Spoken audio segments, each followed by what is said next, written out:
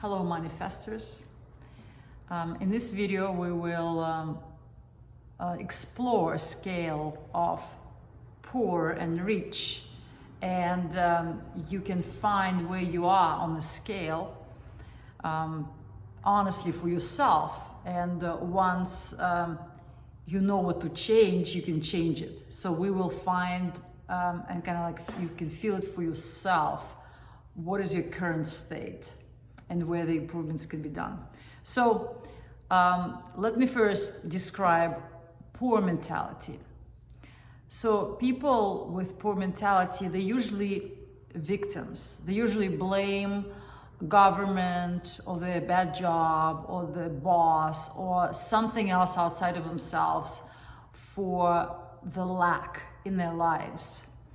And people who are in extreme scale of poverty, they can become so desperate. They can steal money from others. They can kill somebody. All this bank robberies, all this violence, all this wars, drug dealers.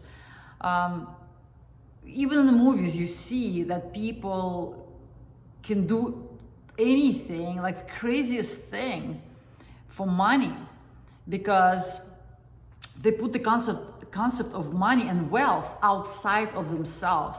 And so it's something they need to fight for, something they need to chase.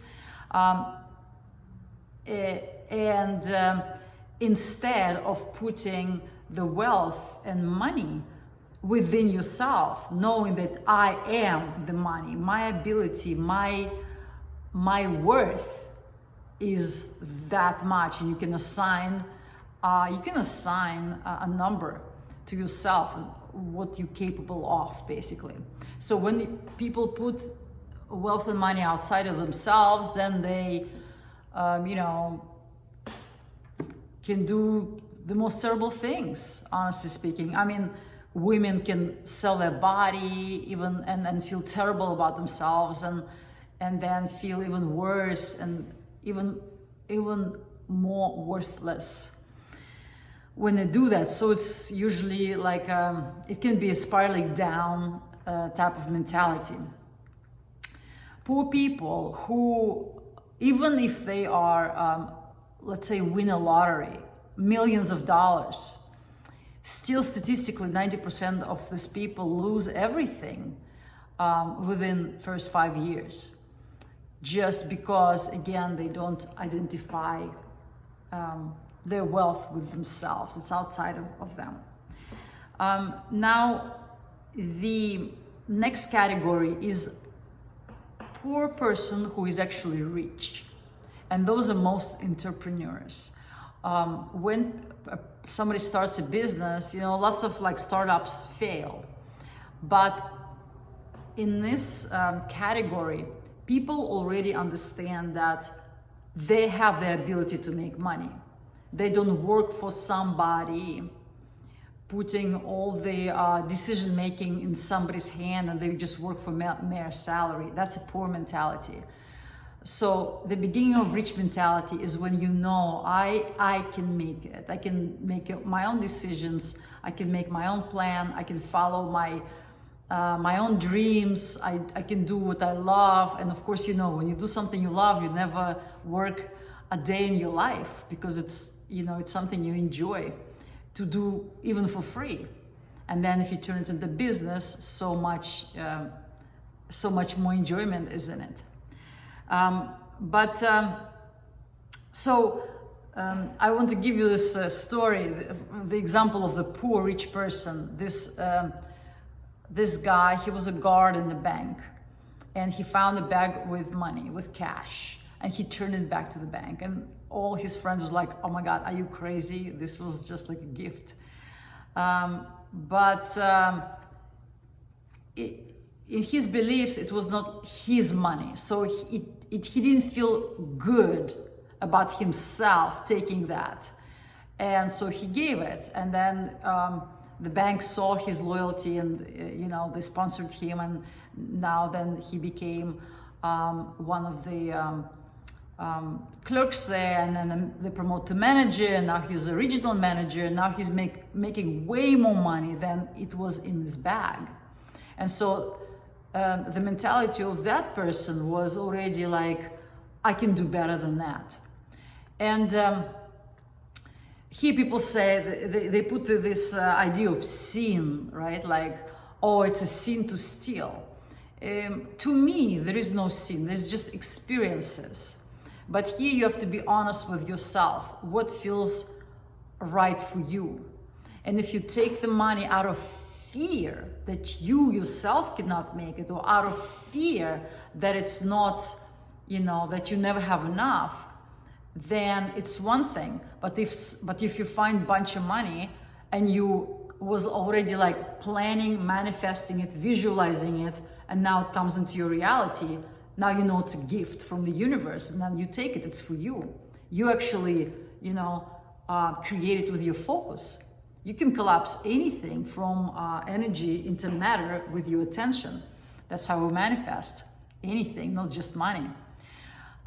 So that is a mentality of a person who will be rich. And lots of people, when they start from, when they was not born into money, but they know what they want, they believe in themselves, they know what they like, and they just starting kind of like grinding in their own direction, something that they passionate about.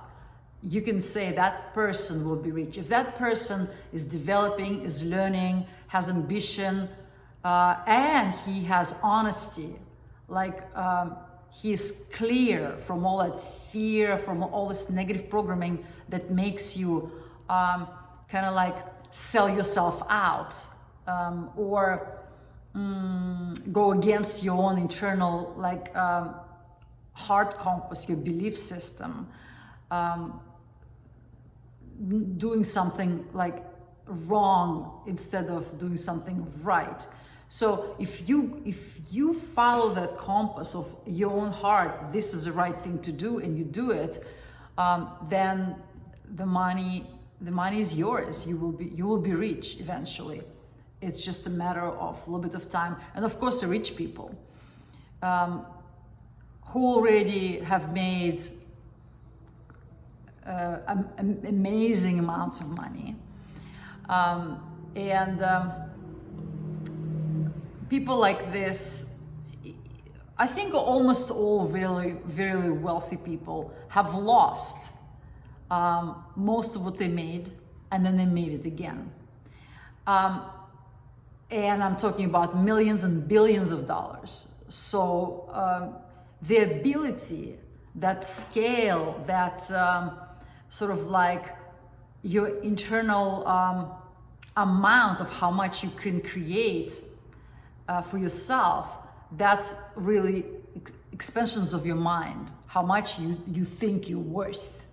Because you're worth exactly how much you think you're worth. And so really, really wealthy people, they have expanded themselves to be able to receive so much more.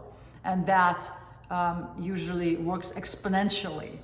Like when you start to make thousands and like many hundreds of thousands from like making hundreds, you open up, and then it's like, oh, what else is possible?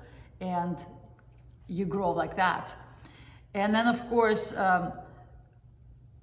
it's also your environment. If you hang out with people who are mostly poor, with poverty mentality, or if you came from poverty mentality background, your family, then you are ingrained with behavior and thought patterns of a poor person. And then it takes a little bit more time to unravel all that stuff, really come to your own source and understand your worth and start believing in yourself. So it takes a little bit of a shift of the mind, sometimes a lots of shift of the mind, changing your consciousness, and you change your environment. And people who was raised by rich people, it's easier for them to make money because they already don't have that poverty baggage, all this, negative beliefs about money and themselves. And so it's a little bit easier.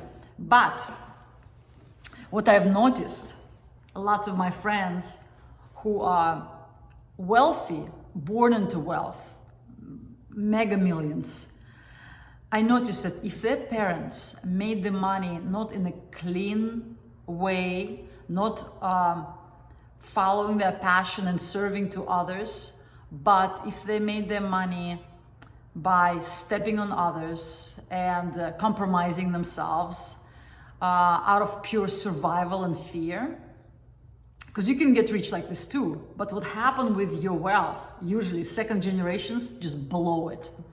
They just blow it. The kids doing drugs, they just blow the money on the stupidest things, and they don't follow that legacy. They don't build on that foundation, because that foundation was already rotten. It was already not good. And so it's important when you make your money to make it in the cleanest possible way.